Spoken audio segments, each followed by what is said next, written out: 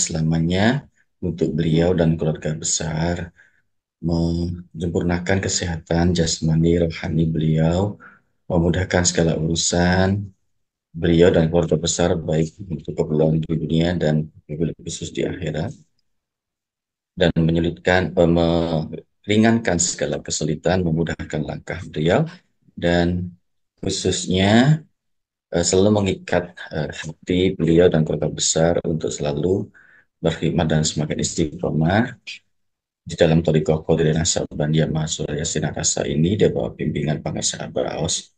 Juga petugas manakib online internasional yang tadi bertugas dengan sangat baik, dan doa yang sama untuk seluruh jamaah manakib online internasional yang seluruh yang hadir di seluruh penjuru dunia.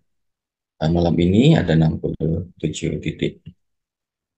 Alhamdulillahilladzi fadlana al kasir min ibadil mu'minin. Kita dikumpulkan kembali, dipisahkan, terutama untuk saya pribadi, dengan tugas hikmat ini memaksa saya untuk istiqomah, ya, mengalokasikan waktu, sedikit pikiran, dan komitmen di dalam manakib online internasional ini.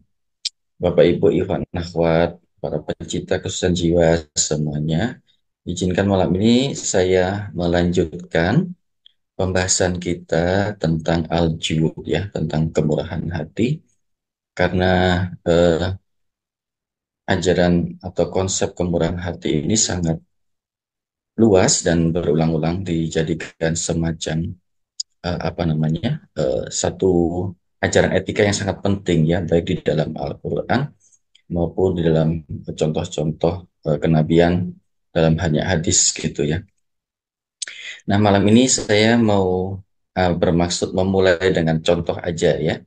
Di dalam kitab Fadl Is-Suhur ada satu contoh yang sangat legendaris dikisahkan di dalam kitab itu oleh Pangeran Abbas tentang seorang waliullah Syekh Abdullah Nur Muhammad.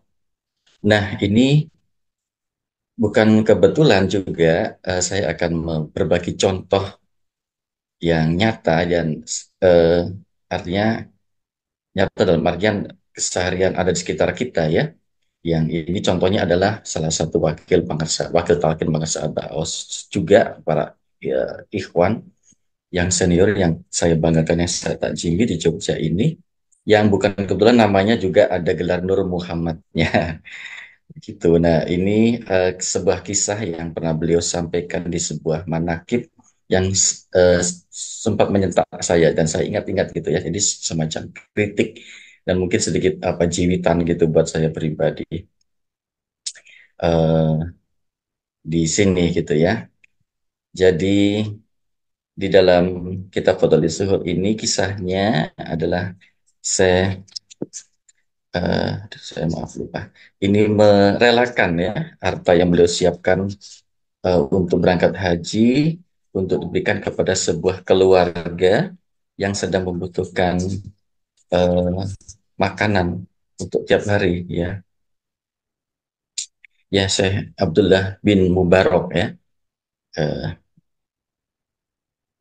nah, ini kisahnya persis sama eh, ayahanda kita ini, ya, Romo Kiai Haji yang sedang saya contohkan ini.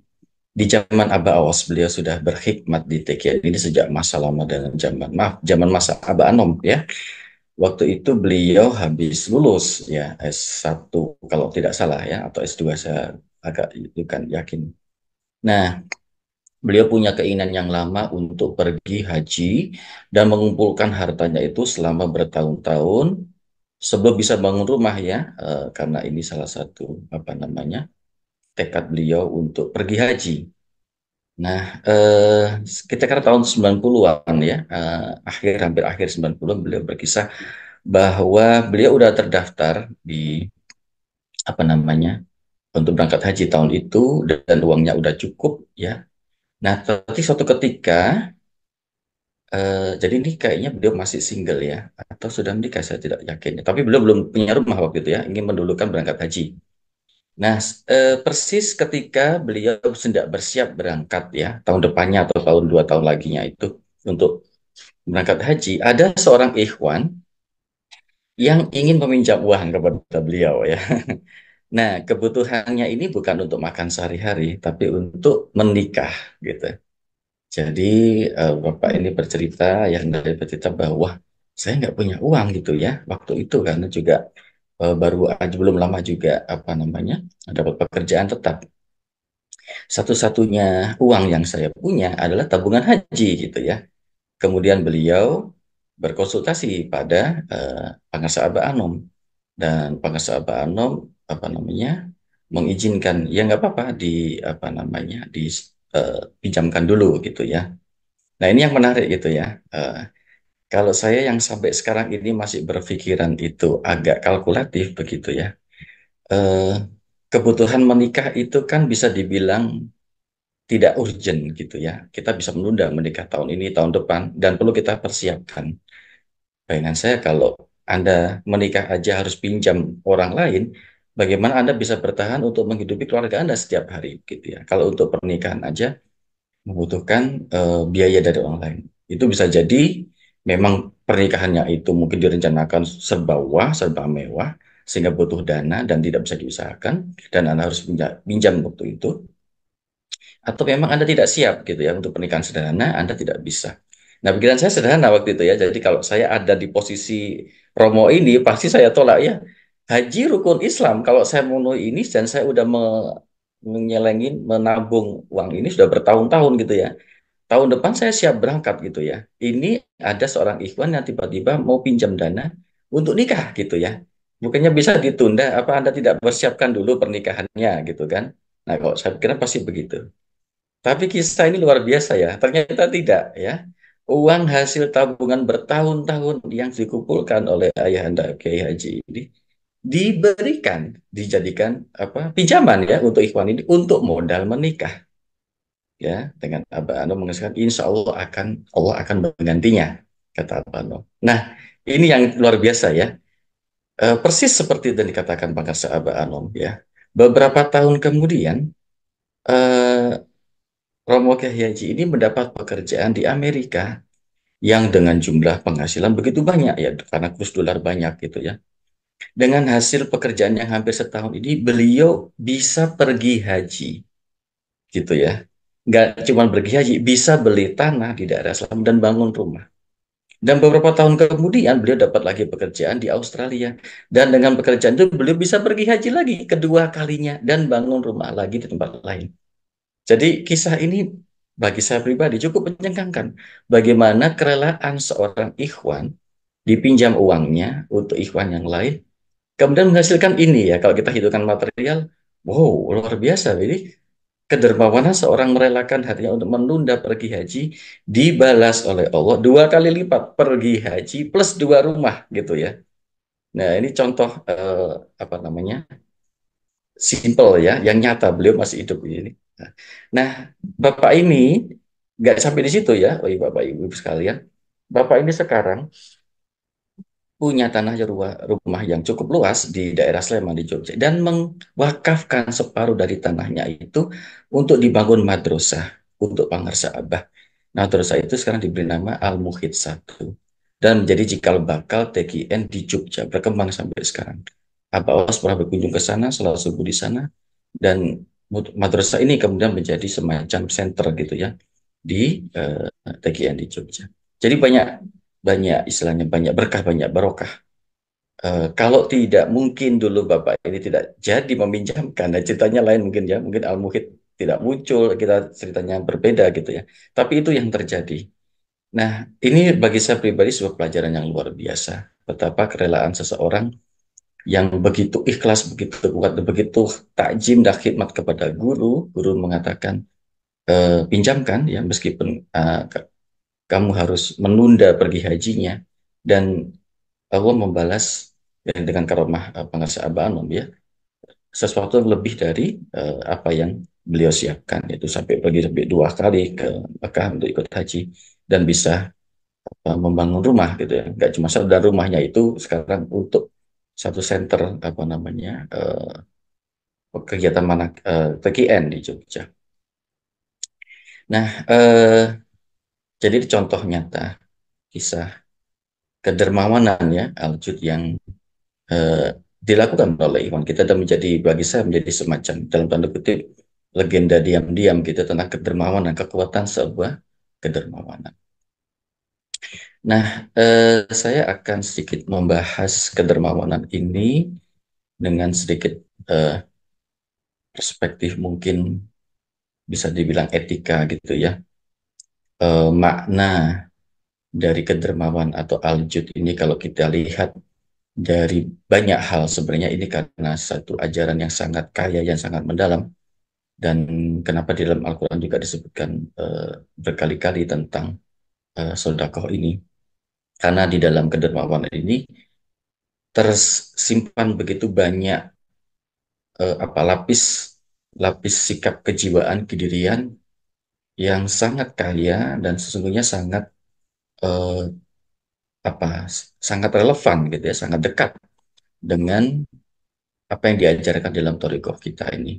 Yang pertama adalah bahwa kedermawanan ini mensyaratkan atau meminta atau mengasumsikan satu perasaan yakin kita akan rahmat Allah, akan nikmat yang Allah berikan. Dan perasaan yakin akan rahmat dan nikmat yang akan Allah berikan kepada kita ini bertentangan ya dengan perasaan yang selalu ditimbulkan oleh syaitan. Kalau dalam Al-Quran itu rasa was-was ya, surat An-Nas Allah. Jadi kebalikan dari rasa apa namanya cukup, rasa settle, rasa mutmainah, rasa aman gitu ya dalam nikmat Allah ini adalah rasa was-was, rasa khawatir, rasa ketakutan, rasa apa namanya itu ya selalu kekurangan untuk apa yang terjadi masa depan ya rasa ketidakpastian insecure. Nah, Al-Jud ini mensyaratkan adanya perasaan bahwa Allah akan menjamin rezeki, akan menjamin kehidupan kita kapanpun itu sampai ke depan. Dan tidak perlu ada rasa khawatir, tidak perlu rasa takut, tidak perlu rasa ketakutan untuk menjadi miskin, kehilangan harta, atau berkurang apa yang kita miliki. Nah, itu syarat adanya sesuatu yang disyaratkan dalam sikap kemurahan hati. Persis seperti yang dialami atau dilakukan oleh Romo Kiai ini ya. Bahwa dengan mengikhlaskan tabungan dia bertahun-tahun untuk haji, beliau yakin insya Allah ini akan lebih bermanfaat untuk ikhwan yang sedang ingin menikah ini. Kemudian insya Allah akan dengan yakin sekali Allah akan menggantinya dan itu persis yang terjadi seperti itu. Kemudian sikap al-jud ini kemudian hati juga, nah ini yang penting bagi kita juga ya, mensyaratkan rasa diri yang tidak terpusat, keegoan itu tidak begitu kuat ya. Jadi apa yang kita miliki, apa yang diri kita siapa itu tidak terlalu dominan di situ. Dan kesadaran bahwa hidup kita, diri kita itu sebenarnya terikat, terhubung dan tergantung kepada bukan hanya manusia-manusia yang lain, tapi makhluk-makhluk yang lain. Nah, dengan menenggun rasa kikir, rasa ego, justru sesungguhnya kita memutus ikatan itu, kita memutus ketergantungan itu. Dan keterputusan ini sesungguhnya yang mendatangkan dalam tanda kutip ya sebuah apa kejadian kosmos yang kita sebut dengan bala, bahaya atau bencana atau musibah gitu ya. Karena keterputusan itu. Nah, sebaliknya, kedermawanan itu justru memperkuat ikatan itu, keterikatan kita dengan makhluk yang lain, dengan individu yang lain, dengan tata kosmos yang dibangun oleh Allah.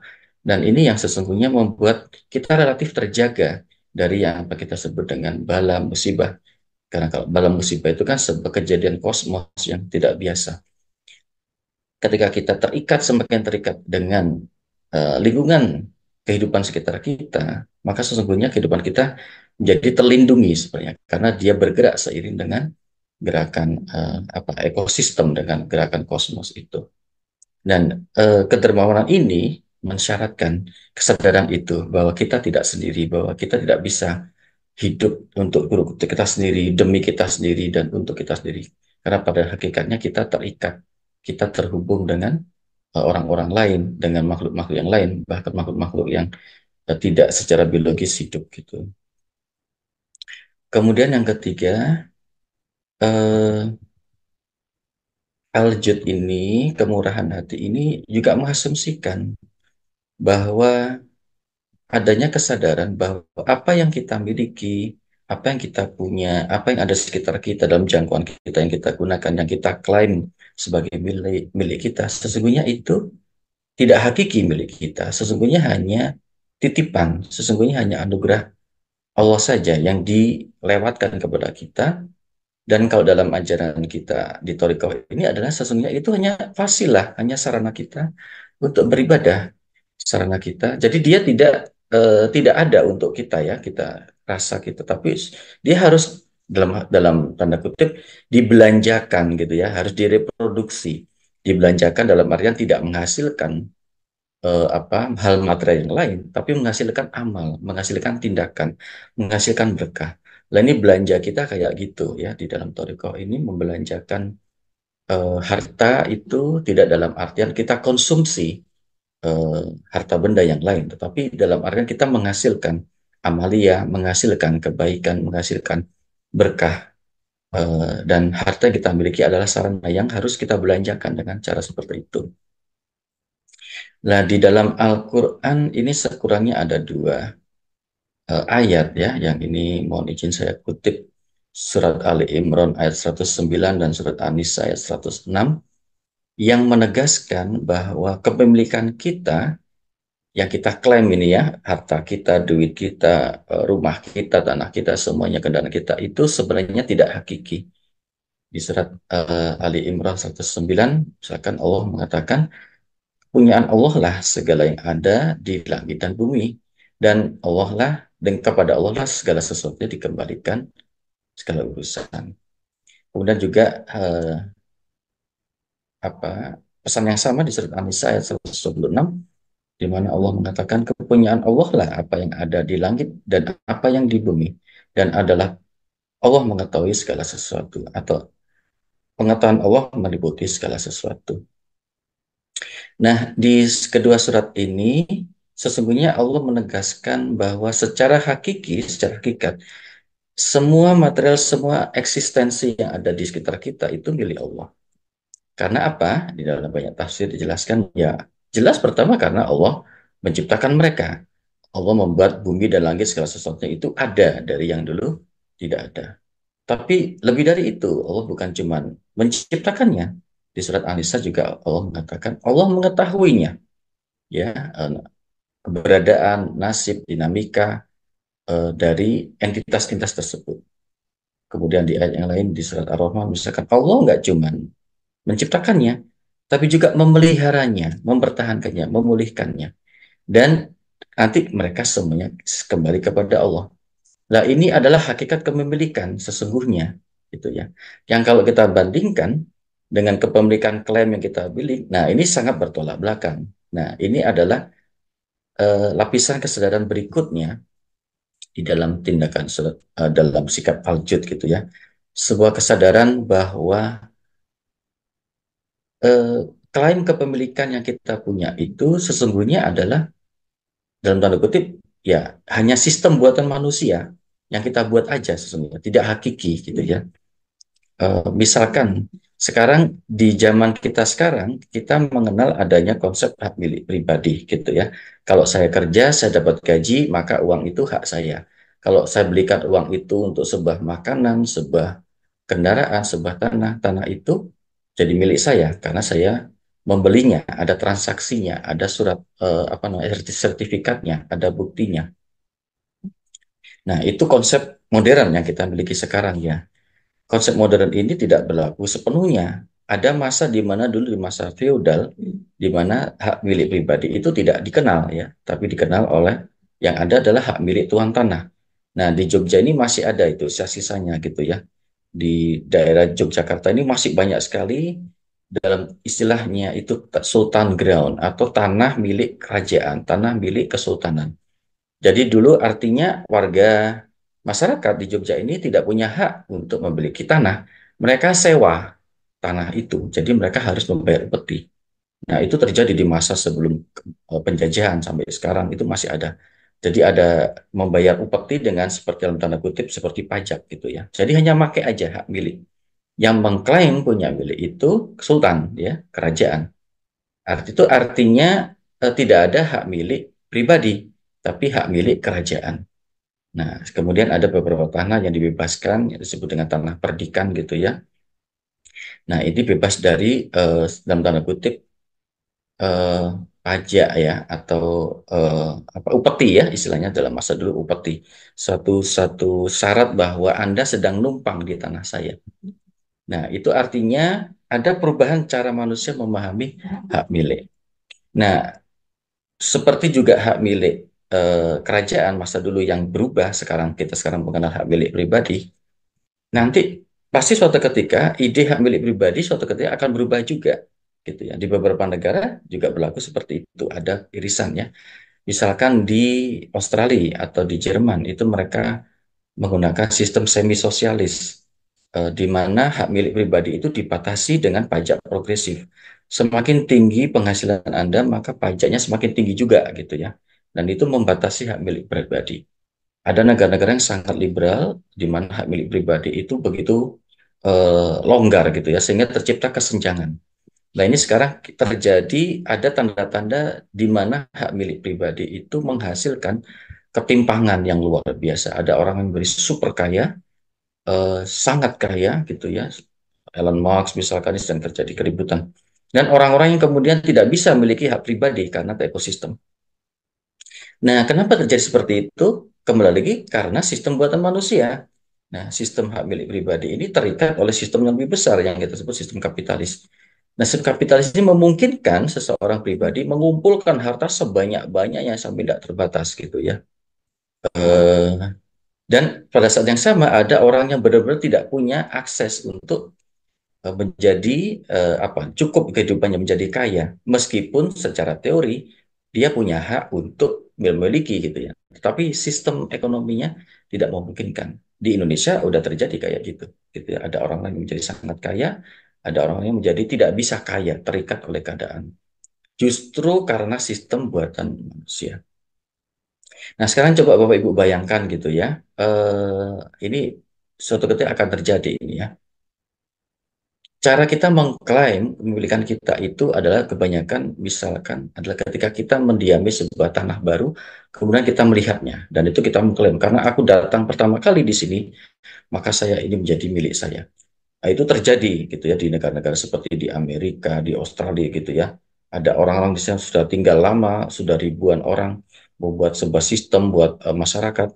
Mereka anggap itu bukan orang-orang karena mereka tidak bisa bahasa Inggris, mereka tidak bisa berpikir, mereka tertinggal, maka mereka punya hak untuk dijajah. Dan tanah itu diklaim jadi tanah milik mereka. Sekarang terjadi negara-negara persemakmuran. Lah ini ada beberapa orang yang sudah agak gila gitu ya, akan pergi ke planet gitu, ya, planet Mars misalkan. Nah nanti agak ada proyek seperti itu. Siapa dulu datang ke Mars, maka dia bisa klaim seluas-luasnya itu si Mars sudah milik saya itu, karena saya sudah mengirim misi ke sana gitu kan. Bayangkan cara ini mengklaim milik pribadi gitu ya. Bagaimana seseorang bisa mengklaim bahwa itu milik dia ketika dia tidak menciptakannya. Dia tidak memeliharanya. Dia tidak mengetahui segala sesuatu ada di sana. Dan nanti segala urusan tidak dia kendalikan. Nah, ini sistem buatan manusia kayak gitu. Nah, sekarang sistem ini melibatkan sistem perdagangan, sistem permodalan, ada uang gitu ya. Dan kenapa mata uang itu bisa berubah? Misalkan contoh Pak Kiai tadi yang bisa bekerja 1 tahun di Amerika, yang jumlah penghasilannya bisa kita setara dengan kerja 10 tahun di Indonesia. Kok bisa uang Amerika, dolar Amerika bisa lebih besar nilainya daripada rupiah Indonesia? Ini bukan karena nilai nilai barangnya berbeda, tapi karena sistem ekonomi yang dibuat seperti itu. Jadi ada negara-negara, ada masyarakat yang lebih dominan daripada masyarakat yang lain gitu ya. Nah, untuk keluar dari situ ya harus keluar pakai sistem pembayaran yang lain, pakai sistem perdagangan yang lain. Ini yang dilakukan oleh banyak negara ya. Sekarang misalkan Cina, mereka buat grup seperti BRIC. Indonesia sekarang gabung gitu ya. Jadi keluar dari cengkraman kapitalis yang besar ini untuk membuat sistem ekonomi baru. Lalu apa kaitannya dengan Al-Jud itu ya? Nah, ini persoalannya. Sikap kepemilikan kita sekarang itu terikat dengan instrumen-instrumen duniawi ini gitu ya, dengan sistem pembayaran, sistem pertukaran dengan uang, dengan mata uang, dengan kepemilikan yang sebenarnya itu rekayasa kita. Pengarsa Abah berkali-kali mengatakan mata uang, uang itu juga ciptaan Allah, makhluk Allah. Tapi sistem yang ada yang mengatasi, yang menjalankan di operasi itu dijalankan, dibuat, diciptakan oleh manusia. Dan kita mendalam sistem itu. Nah, masalahnya adalah kita terlalu terikat dengan sistem kepemilikan yang kita buat itu ya. Sehingga seolah-olah apa yang kita usahakan atau yang kita miliki seperti seolah-olah itu hasil karya kita sendiri, pekerjaan kita sendiri, dan itu menciptakan rasa ego yang kuat tadi, sehingga menghambat kita untuk share, untuk berbagi, untuk bermurah hati. Nah, ini butuh itu aja kelapangan hati untuk melampaui kesadaran akan ke keterbatasan sistem ini yang sesungguhnya sangat sangat sangat fana ya, sangat labil dan sangat eksploitatif tentu saja. Jadi saya kira akan menjadi jebakan atau kita menjadi terperosok ke dalam sistem ini kalau kemudian kita merasa apa yang kita miliki di dalam sistem ekonomi kita punya sekarang karena kita bekerja, kita punya usaha, duit kita, harta kita itu sepenuhnya milik kita, hak kita, milik kita secara hakiki. Nah, ini sangat keliru gitu ya, karena klaim milik kita itu adalah sebenarnya delusi ya, ilusi yang kita buat sendiri ya oleh sistem yang sekarang sudah sangat masif, sangat. Nah, dan Allah mengingatkan di dalam surat Ali Imran dan surat An-Nisa tadi bahwa itu fana, itu tidak hakiki, itu nisbi gitu ya, dan itu palsu. Sesungguhnya Allah yang memiliki apa yang ada di langit dan bumi. Karena Allah yang menciptakan, Allah yang memelihara. Emang kita memelihara apa namanya harta yang kita miliki, misalnya kita punya kebun ya. Paling banyak kalau petani punya sawah ya mereka menanam, apa mereka punya care bagaimana padinya bisa tumbuh gitu ya pakai dengan pupuk, kemudian ada hama. Nggak bisa mengendalikan hama gitu ya. Bahkan dengan sistem pertanian yang sangat modern sekalipun gitu ya. Jadi pada hakikatnya mereka terikat dengan sebuah hukum-hukum, sebuah nature yang itu ada di luar kendali manusia. Itu ada dikendali oleh Allah. Sehingga kepemilikan yang kita klaim itu sesungguhnya adalah palsu dan nisbi. Sehingga ini ada yang bocor Pak Sunjaya. Nah, sehingga ini dengan forum ini atau dengan di dalam hikmat ini saya mengajak saya pribadi gitu ya dan Bapak Ibu sekalian untuk tidak terjebak dengan sistem kepemilikan itu dan membuat hati kita menjadi sempit dan menghalangi kita untuk berbagi, untuk bermurah hati, untuk menyisakan harta kita untuk saudara-saudara lain yang lebih membutuhkan, untuk mengutamakan orang lain. Ya, jadi jangan sampai terjebak dengan kepemilikan itu. Kita sudah diajarkan oleh pengarsa Abah bahwa carilah harta sebanyak-banyaknya, tapi jangan menjadi hamba dari harta. Nah, harta itu hanyalah sarana, hanya lewat saja, hanya wasilah. Jangan terikat, kita hanya terikat kepada Allah. Memungkinkan kita membuat sistem kebendaan ini, sistem kehartaan yang kita buat di dunia ini. Demikian semoga bermanfaat. Kurang lebihnya mohon maaf. Wabillahi taufiq wal hidayah. Wassalamualaikum warahmatullahi wabarakatuh.